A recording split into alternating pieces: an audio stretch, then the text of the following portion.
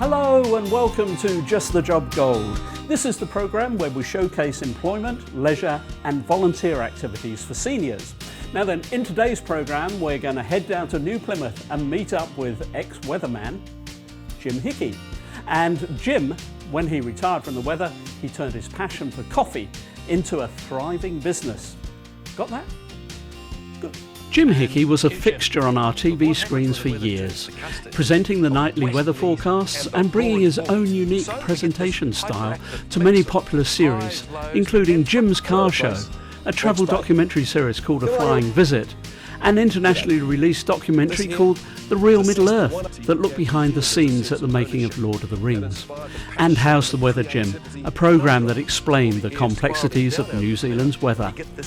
5 years on from retiring from the small screen, Jim is now living in his hometown of New Plymouth, and not one to sit on his laurels, he's now a partner in a hugely successful catering business venture.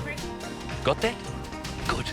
The retirement age came up very quickly. It came up very quickly, and it wasn't a conscious decision to leave when I reached 65. I kind of was blessed in a way because concurrent with the last year or two, there were a couple of things happening in terms of business ideas. And I talked with a good friend of mine, a guy who's a hospitality guy, owns a number of cafes, restaurants in New Plymouth, Auckland and the United Kingdom. And he said, have you ever thought about passive income streams? I thought, passive income streams? I said, well, I have thought about what am I going to do when I leave, because I thought, it's either try and get a little bit of work somewhere. Television work at my age, 65, is a rare commodity.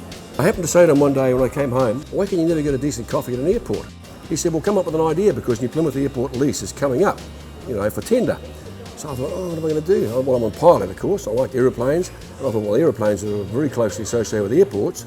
So a light bulb moment one day, why don't we try and get some local aviation stories, and a good food F&B, called F&B, food and beverage operation, which he was the expert at that, not me, obviously. I was the consumer. I drink a lot of coffee, So we put this thing together, and the old mind was going one night. I thought, espresso coffee, and I thought, well, aeroplanes, aircraft, and espresso. So the brand became Espresso, AIR. It's a bit of a pun, but it's been a huge help.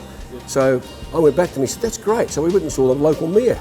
And we said, with the airports coming up, could we put a tender in for, So he said, yep. So we did that, and he said, we told him what we had in mind. He said, that's a great idea, because it gives people a sense of ownership. Every espresso, we got through them now, Queenstown, Dunedin, and New Plymouth. Everyone has got stories of local aviators, local pilots, aviators, aviatrix. So I coattailed on that. So we're now principal shareholders in that brand, and it's been a great success, thankfully. A lot of risk involved, but it's been a great success. Jim, you've just turned 70. Now that's a big number in some people's eyes. How did that affect you? 70 can be a daunting number. The Bible talks about 70, and that's what I've had. Should be lights out time. Jade, globally we live longer, of course. Life expectancy of the age has risen. A business guy once said to me, the biggest regrets in life are the risks you never took. And it was very late in life for me to go into business, in my 60s, and people would think, oh, you should be sitting at home playing bowls, or because your mortgage is paid off, blah, blah, blah. And we thought, and we did take risks. We mortgaged everything we had. The returns have been manifold because through rigid business systems and highly skilled staff and setting industry standards in terms of our food and beverage operation, we've won awards through some of our cafes, and that's a benchmark that we subscribe to. Well, Jim, your situation is quite unique, isn't it? But what advice would you be able to give anybody who's coming up to retiring age? If a person's on wages and they're approaching retirement age, it can be difficult. I saw my father go through that. He retired from farming, had a few other jobs and agricultural machinery and stuff. I guess you've got to counterbalance where you are in life. If you're mortgage free and cashed up and you've got a really good savings system, you've got a KiwiSaver account and you're all flushed up and your family's living pretty affluently, you can play bowls and enjoy life, A lot of people are not in that situation, but I still have a mortgage. If they're people who have got some creative flair, and they want to look at maybe getting established in the business. I've seen some have gone into businesses in their 50s and the business has failed. And that's a horrible thing because it decimates their confidence and it can absorb all their life savings. So really, you've got to weigh things up. What's the idea? Get lots of advice on it. Go and talk to someone, business development or business strategist.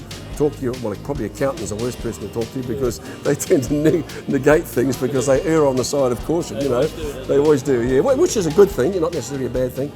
I'd say talk to people, share the ideas, have a look, is someone else doing something similar? Look for an equity shareholder, someone else who's passionate. There are a lot of people around who've got money and want to tip into something, and if it's a good idea, well, get some advice from your lawyer or your accountant and say, well, look, can we get something going? Okay, Jim, the $64,000 question now. What do you do in your spare time? I have a lot of spare time because the business is working very, very well. Thankfully, due to our business partners and the structures that are in place. I've done the Centro Otago Mountain Trail. I go to the gym. I swim a kilometre in the pool or in the sea a couple of times a week. We're acting involved with a little Pentecostal church here. Sue and I help out with that. We're running some food parcels. Do a bit of skiing in the winter time.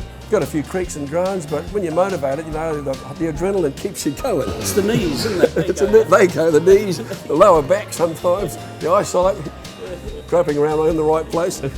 Thanks very much for taking time out of your busy schedule to talk to us today, and I wish you all the best for the future. And may those 3 score and 10.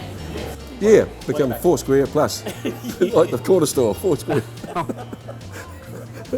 Well, thanks very much to Jim and to New Plymouth Airport for putting up with us today. If you're interested in starting your own business, maybe we've sort of sparked a little bit of imagination and you'd like to give it a go, then why not just pop along to our website. There's lots of information there, and our website address is very easy. It's www.justthejob.co.nz.